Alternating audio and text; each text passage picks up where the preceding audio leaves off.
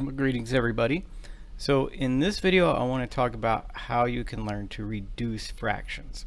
Another way that might be explained to you is how to simplify fractions. So reducing fractions, simplifying fractions, that'll all be the same thing, and you can do it how I show you in this video. Okay, so if we're going to reduce or simplify a fraction, here's what we do.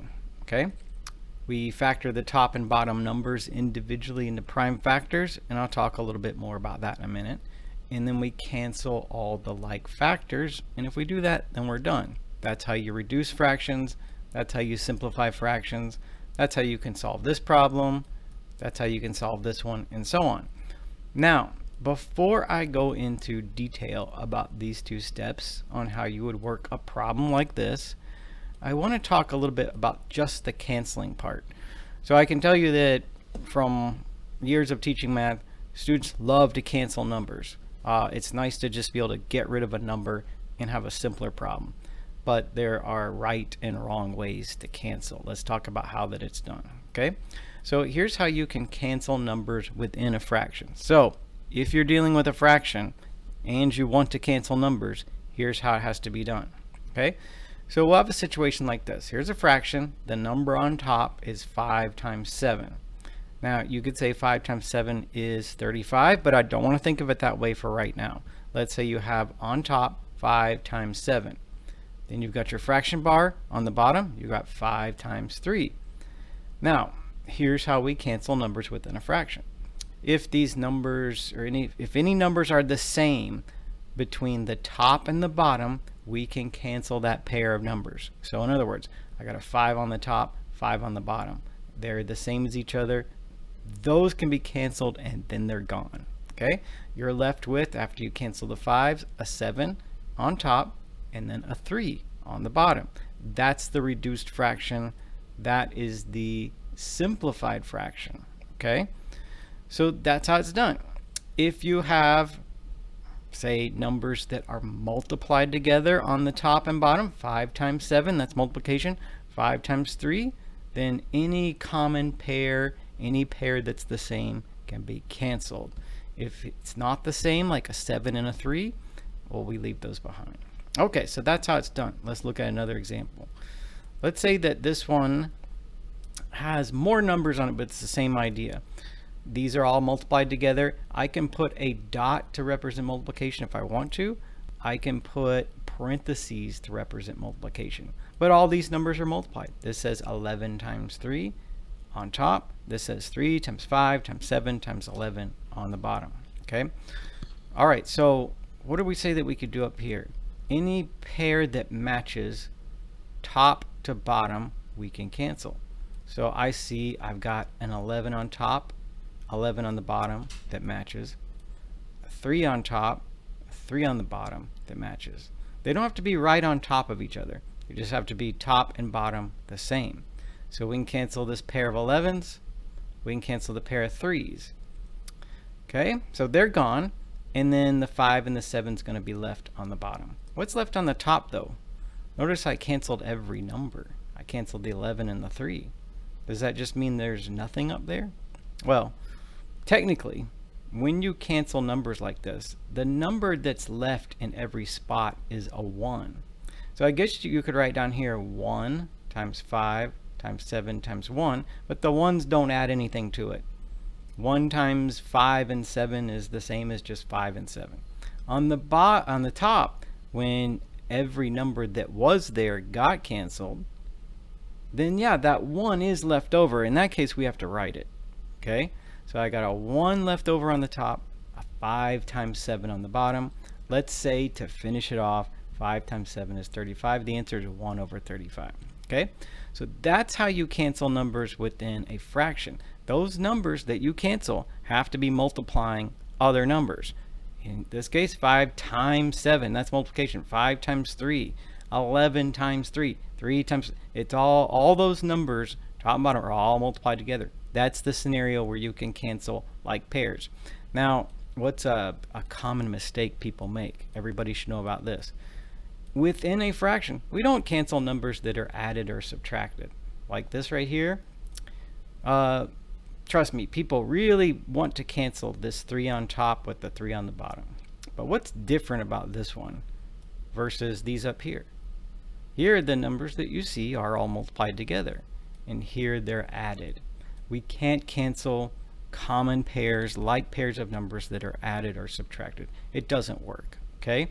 I know that you could cross out the 3's, but it just doesn't work. Like, what would you say you had if you crossed out the 3's? An 11 over a 4?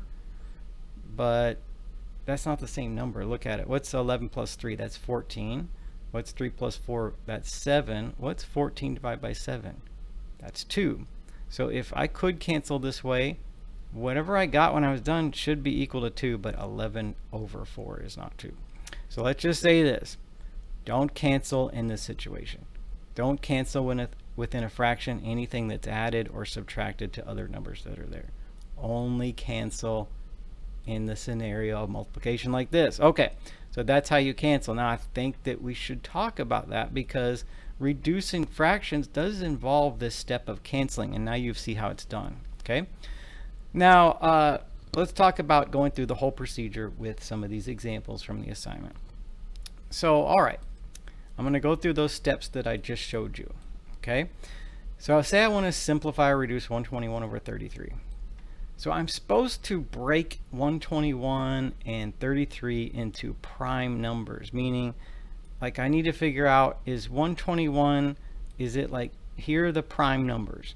Is 121 2 times something? Is 121 3 times something?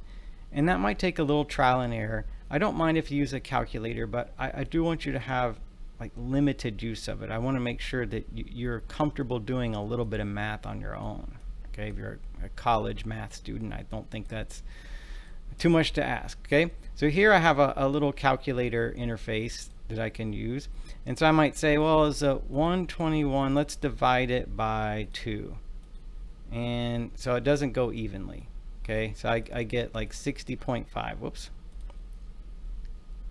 So 2's no good, and then we'll just keep going until we find something. 121 divided by 3. There's our next number. That doesn't go evenly. I'm looking for like a nice round number right here. Okay, so we'll try again. Now say we keep going, and finally we get to 121 divided by 11. Then we'll find that that one works. Okay, it's 11. 121 is 11 times 11. All right, that's what I was looking for. So we'll break down 121 into 11 times 11. Doing the same thing with 33, dividing it by 2 and 3 and 5 till we find something that works. We'll find that 33 is 3 times 11. And now look where we are. I've broken down each number into multiplication. I see that some of the numbers match. I cancel the ones that match top to bottom. What's that leave me with? An 11 over a 3, and I'm done at that point. All right, so that's how it's done. Let's look at another example. What about 81 over 117? Same strategy. I want to take 81 and I want to go through this list of prime numbers and divide it by 2, see if that works. Divide by 3, see if that works. And I keep going till I find one that divides it evenly. All right, so if I do that, I'll find that 81 is 3 times 27. So here's what I mean. If I was here and I did 81 divided by 3, it tells me 27. That means 81 is 3 times 27. Okay? And I can do the same thing with 117. I can check through that list of prime numbers until I find the one that works. 117 is 3 times 39. But I want to keep going, breaking it down until I can't break it down any further. Okay, the reason that we break down into prime numbers is because prime numbers can't be factored any more than they are. Like 7, you can't say 7 is the two numbers multiplied together. It's just 7 times 1. Okay, same thing with 11, same thing with 5. So we use prime numbers because we want to break it down until we have every single number that might be canceled. All right, so we say 27. 3 times 9, okay? 39, 3 times 13. Let's keep going. Okay, 3, 3, 13. Those are all prime numbers, right? 3, 13. It can't be broken down any further. That's as much as you can break down the bottom. What about the top? Well, I got still a 9. What's 9? 3 times 3. So the most I can break down the top and bottom, 81. 3 times 3 times 3 times 3. 117. 3 times 3 times 13. What can I cancel out of that? All matching pairs top to bottom. This pair of 3's, cancel. This pair of 3's, cancel. What's left? 3 times 3 on the top. 13 on the bottom. What's that? Well, now that we're going to put it all together into an answer, 3 times 3 is 9 over 13. Here you go, 9 over 13. Okay? So there you go. That's how it's done. All right, that's how you reduce fractions. Okay? Just factor out as much as you can with the numbers on this list, the prime numbers. Cancel all pairs that match after they show up. Okay, now let's look at something related but different at the same time. Sometimes we'll need to take a fraction and write it as a decimal. Okay, let's talk about how you can do that. So to convert a fraction into a decimal, all you have to do is divide. Like, for example, 15 over 21, that's a fraction, right? It's got a top and bottom. It's got that bar between them. 15 on top, 21 on the bottom. But that fraction bar, you could say, also means divide. Another way that you could look at this is that it's 15 divided by 21. Okay? So if you want to convert a fraction to a decimal, just divide it the way that it says. Now, I guess you could do that in two different ways. I think we all learn long division in elementary school, or at least I did. So one way is you could divide 21 into 15 that way. Now, I don't think most people are going to do it like that. And I think if you knew how to do this already, you probably wouldn't be in this class. So yes, you can do it that way. No, I don't think anybody in this class will do it that way. But it is an option. So if I didn't mention it, I wouldn't be telling you all your options. The second option is, well, since we can use basic calculators in this class, we can divide it in a calculator. You just press OK. If you want to divide 15 by 21, you type in your calculator 15 divide 21. That might look something like this. Here's my calculator interface. Okay, 15, hit divide, 21, and it gives me this decimal. That's what I'm looking for. Okay, it says 0.7142857 and so on. So there's my number. Okay, that's my decimal. That's what it's looking for. Okay, but in our assignment there will be instructions for giving your answer. I have my answer right here.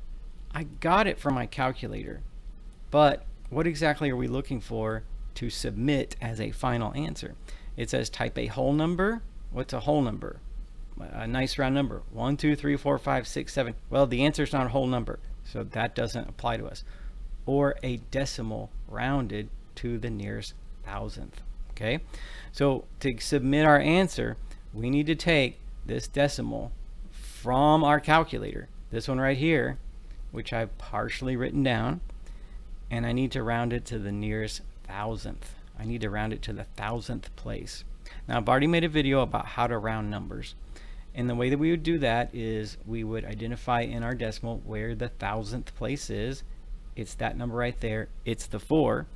Then I would look to the digit just to the right, and if that digit was 5 or more, I would bump that 4 up by 1. If this digit is not 5 or more, I leave the thousandth place as it is. Since that's a 2, I leave the thousandth place as a 4. Our answer, if rounded to that decimal place, is 0.714. That's why this is the answer as we would report on the assignment, but this is the one that we get in our calculator. What's the difference? Rounding it and submitting the answer according to those instructions. Okay, so that's how you do it. It's okay. I don't insist you learn how to do long division on paper without a calculator, although that is possible. It's okay to use a calculator for some basic things in this class. No problem with that. I don't want you to completely rely on the calculator because, once again, you're a college student in a math class, and I think through doing all this, you should learn to get a little better instinct about numbers and math. and not have to lean on a calculator all the time for everything.